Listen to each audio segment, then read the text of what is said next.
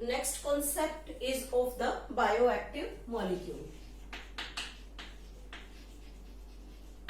Bioactive molecule means ऐसे products जो biomedical applications के साथ जुड़े हैं, डिफरेंट टाइप्स की डेंजरस प्रॉब्लम्स को सोल्व करने के लिए इन बायोएक्टिव मॉलिक्यूल्स को इन्वेंट किया गया। और ये सभी इंडस्ट्रियल प्रोडक्ट्स की प्रिपरेशन है जो डिफरेंट माइक्रोब्स को यूज करके बनाई गई हैं। तो इसमें हम डिस्कस करते हैं, सबसे पहले है cyclosporine A. Cyclosporine A, that is the name of the chemical produced in the industry. This cyclosporin A produced from a fungus. ये फंगस से प्रोड्यूस किया गया है and that fungus is named as Trichoderma polysporum. Trichoderma polysporum is the name of the fungus from which this cyclosporin A is produced. What is the medical application of this cyclosporin A? The main medical application is it acts as immunosuppressive agent.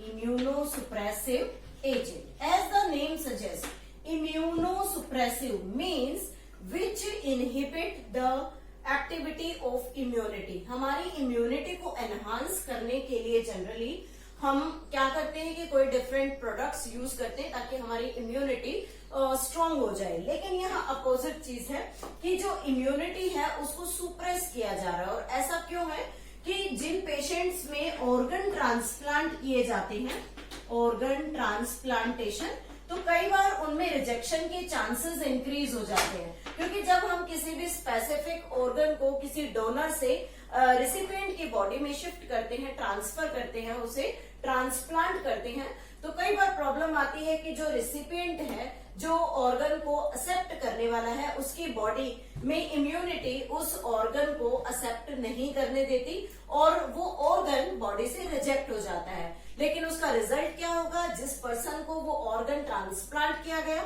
उसके अंदर भी problem हो सकती है, serious conditions वहां हो सकती हैं। और जिस पर्सन ने अपने ऑर्गन को डोनेट कर दिया उसकी बॉडी से भी वो ऑर्गन जा चुका है। तो दोनों को प्रॉब्लम्स हैं, लेकिन ज्यादा इफेक्ट रिसिपिएंट को है। तो ऐसी कंडीशन जहां ऑर्गन ट्रांसप्लांट किया जा रहा है, उस ऑर्गन ट्रांसप्लांटेशन में रिजेक्शन के चांस को कम करने के लिए इम्यूनोसुप्रेसिव एजेंट बॉडी के अंदर इंट्रोड्यूस किए जाते हैं बिफोर ऑर्गन ट्रांसप्लांटेशन। और उस टाइप के इम्यूनोसुप्रेसिव एजेंट को हम यहाँ क्या नाम दे रहे हैं? Cyclosporine A. तो हम यहाँ कह सकते हैं कि it is used in organ transplantation procedure to suppress the immunity. इसलिए ऑर्गन रिजेक्शन के जो चांसेस हैं वो कम हो जाए। To reduce chance of rejection of organ। और ऐसा क्यों होता है कि जब हम किसी भी ऑर्गन को ट्रांसप्लांट करते हैं तो वो ऑर्गन किसी दूसरे पर्सन की बॉडी से, यानी कि डोनर की बॉडी से ट्रांसप्लांट किया जा रहा है। ऐसी कंडीशन में जो रिसिपिएंट है उसकी बॉडी उस ऑर्गन को एज एन एंटीजन रिकॉग्नाइज करती है और एंटीजन की तरह रिकॉग्नाइज करने के साथ साथ वो एंटीबॉडी प्रोड्यूस करती है and that antibodies kill the cells of that transplanted organ. और इसी वजह से उस पेशेंट की बॉडी में ऑर्गन रिजेक्शन के चांसेस इंक्रीज हो जाते हैं। तो इसलिए साइक्लोस्पोरिन ए इंजेक्ट करके ऑर्गन ट्रांसप्लांटेशन के दौरान जो इम्यूनोसुप्रेसिव एजेंट है उसको इंट्रोड्यूस करना और रिजेक्शन के चांसेस को डिक्रीज किया जा सकता है। सेकेंड टाइप आता है statin. Statin is produced from yeast. Yeast से इसे प्रोड्यूस किया जाता है and the yeast name is मोनेस्कस purpureus. Yeast का नाम है यहाँ पर मोनेस्कस परप्यूरियस। इससे स्टैटिन को प्रोड्यूस किया जाता है और स्टैटिन का बेसिक रोल क्या है? इट एक्ट एज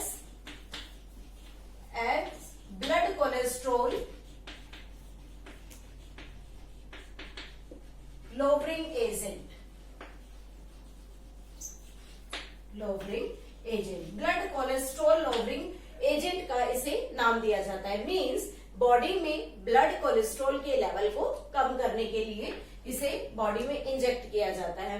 और ये कैसे ब्लड कोलेस्ट्रॉल को कम करता है? It inhibit the enzyme helps in synthesizing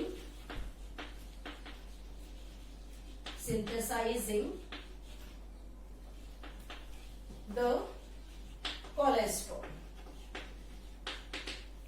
जो एंजाइम हमारी बॉडी में कोलेस्ट्रॉल की फॉर्मेशन करते हैं, उन एंजाइम्स के एक्शन को इनहिबिट करता है। और यहाँ पर जो इनहिबिशन है दैट इज कॉम्पिटिटिव इनहिबिशन। और इस कॉम्पिटिटिव इनहिबिशन की हेल्प से जो एंजाइम कोलेस्ट्रॉल को बॉडी में प्रोड्यूस करते एक हायर लेवल पर उसको स्टॉप कर दिया जाता है, ताकि जो कोलेस्ट्रॉल का फॉर्मेशन है वो बॉडी में कम से कम हो। रिजल्ट क्या होगा कि हमारी बॉडी के अंदर ब्लड के कोलेस्ट्रॉल का लेवल कम हो जाएगा और किसी भी पर्सन को कोलेस्ट्रॉल से होने वाली प्रॉब्लम्स नहीं होंगी। तो ये दो इम्पोर्टेंट बायोएक्टिव मॉलिक्यूल्स हैं सिलेबस में। First is cyclosporin A and second is the statin. In the next video, we will discuss about the microbes as biocontrol agent.